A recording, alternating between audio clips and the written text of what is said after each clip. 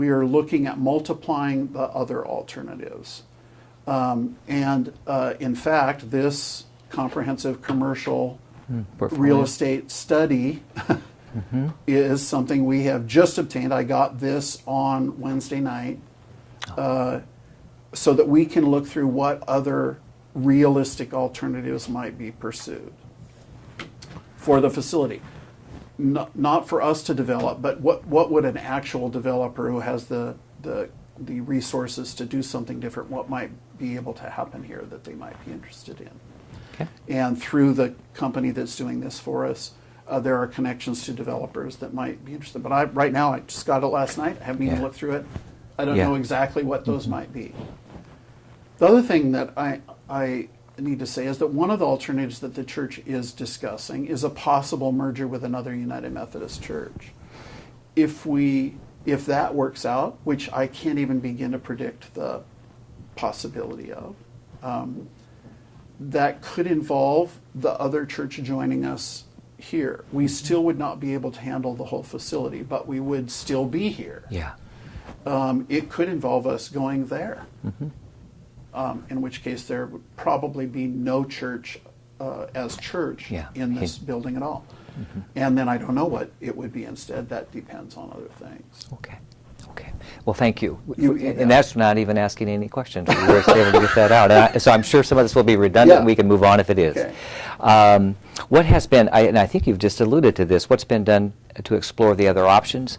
A commercial real estate study. I have reached out to McMenamins. Everybody knows McMenamins does a great job with heritage buildings.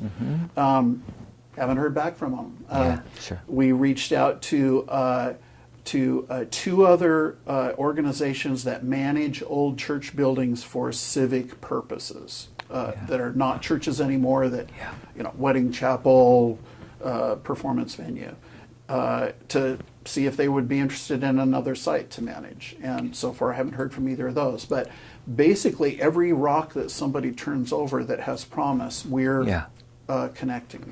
And you're looking for something, I mean, I know there's a lot of potential opportunities, but you're also looking for something that's viable. You don't want to go down a road on something that's not sustainable and then the whole deal falls through. Let's say it's a long-term commitment, long-term lease, and then somebody else gets in here and can't afford the lease. I have worked with two churches who sold their building on contract to an ill-conceived plan, and 5 years later ended up with a building back that was in worse condition than when they left it. We're not going to do that. Wonderful. I've been through that experience, so. The second question would be, as a follow-up, is are there any ideas that you or the congregation have explored that would need the involvement and support of the neighbors? And I think you indicated the neighbors are not going to be making the decision on behalf of the church. I mean, we're pretty clear about that. Right. But is there something that the neighborhood, that you would want to explore with the neighborhood? And I'm not sure the person asked that question. If so, what are those? So, I'm trying to be realistic with the people that I hope are going to be hearing this, which is to realize we don't have a lot of power to have a lot of freedom of choice. We can't keep going. So the reason I'm saying that is that we would love to have all of our neighbors happy with us in whatever comes next, because the reputation of our entire movement is affected by that. And the reputation of organized religion is already in the toilet in this culture, where I live here. So we have no interest in making our neighbors mad. So in that sense, it matters to us what our neighbors think and that they like what's happening. We just may not be able to do anything that actually makes them happy. That's part A. Part B to the answer is nothing can happen here that doesn't go through all the process. I mentioned the approvals of the denomination. Nothing can happen here that doesn't get all the approvals of zoning, law, civil government, right? And I think what the neighbors really need to understand is your input is through that process. we will listen to you, but their power is as politically participating members of Portland City government, which says what you can and can't do on a piece of property. Yeah. This is zoned R5. Many people do not know that no church in Oregon, there's no zoning category in Oregon that allows churches. There's a category called conditional use, which when you want to build a church, no matter what the zone is, commercial, residential, industrial, you have to get a conditional use permit, which requires city zoning approval, land board, whatever, all the legal processes of getting an out of order use.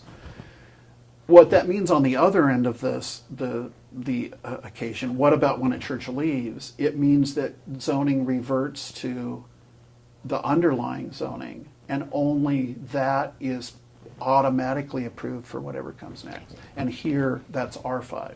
And R5 is Residential lot no smaller than 5,000 square feet. Okay.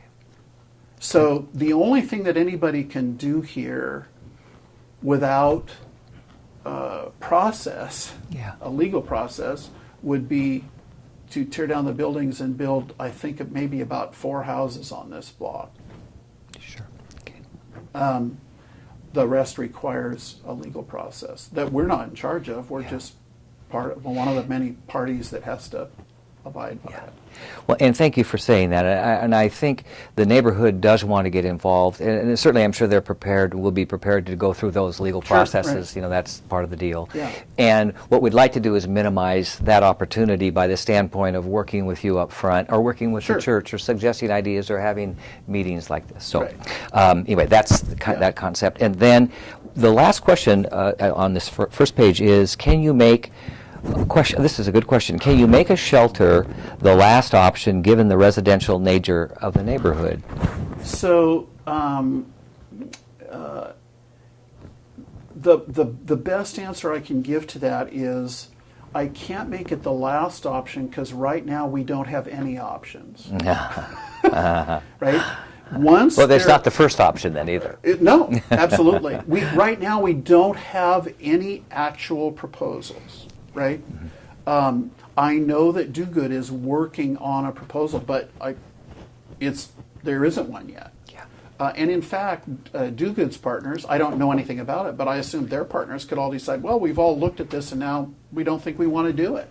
Right? Mm-hmm. So right now I can't make any, there's no way to put any proposals in order because there aren't any proposals. Okay. Yeah. Thank you for that clarity. And that's what May, June, I hope we're getting to the point where there are some proposals, and then maybe we could talk about which ones are. But if we only have one, we may not have any order to put things in. Yeah, you'd have an order of one. Yeah. Okay. Thank you for that. Again, just to go back to, because we can't keep going. Yeah. Yeah. What's going to be here in 5 years is not what's been here in the last 5 years, no matter what. Yeah. I have one person that wants to ask one more question. No worry. Yeah.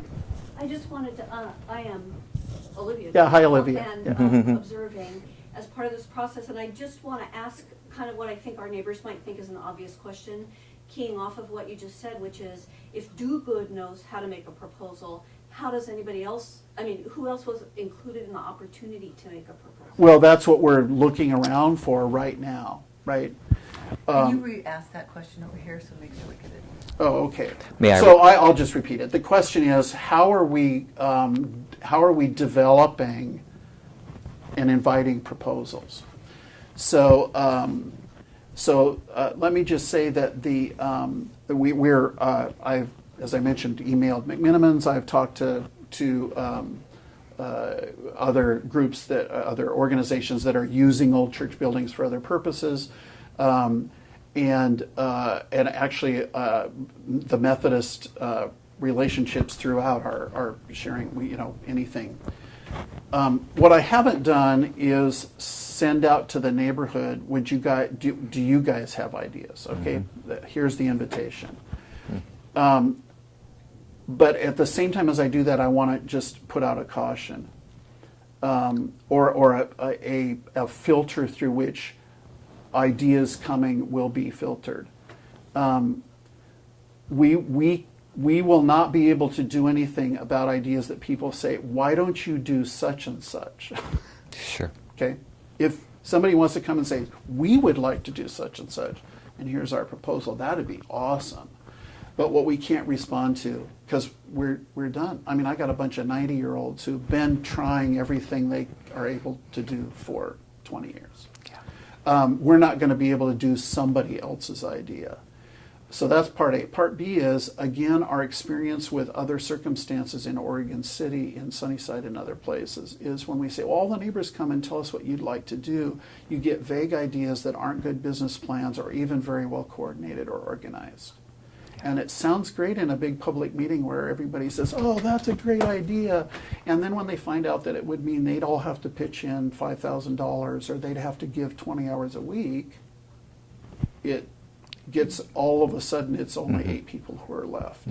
So that means not that I'm not interested in neighborhood proposals, but it means get the neighbors organized, put a proposal together, figure out the business plan, come to us and say, we'd love to take the church over for this purpose, and we'll form a nonprofit, and that's different than saying, why don't you guys form a nonprofit that'll run a community center here, right?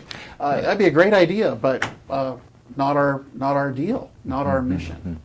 You would like us to come, the neighborhood, I should say, if that was to be the case, to provide you with a solution, not more problems and do this, do that, put responsibility on you. Right. We would collectively, as a neighborhood, be another potential business model for you, a creative. There may be 8 or 10 neighbors out there that would like to form a nonprofit and make a community center out of this place. If I could wave a magic wand, it'd be awesome. Yeah.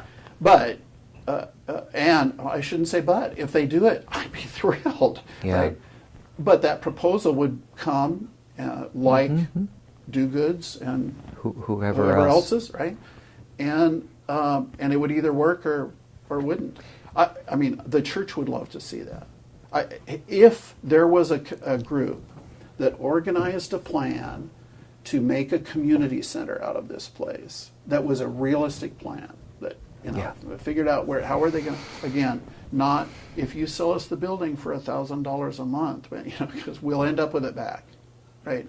It has a plan. We'll buy it from you. Here's the offer, right?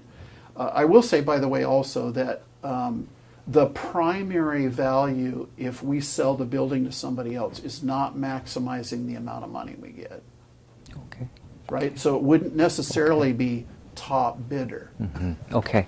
But it has to be a real plan. That's what I'm trying to make clear. Yeah. And something sustainable, so the church does not come back to you. And Yeah. I think it's fair to say that you're managing this process, as the lead pastor, a turnaround pastor, so I'm to not speak. the decider, but I am the leader of the process. Okay. Right? Okay. Yeah.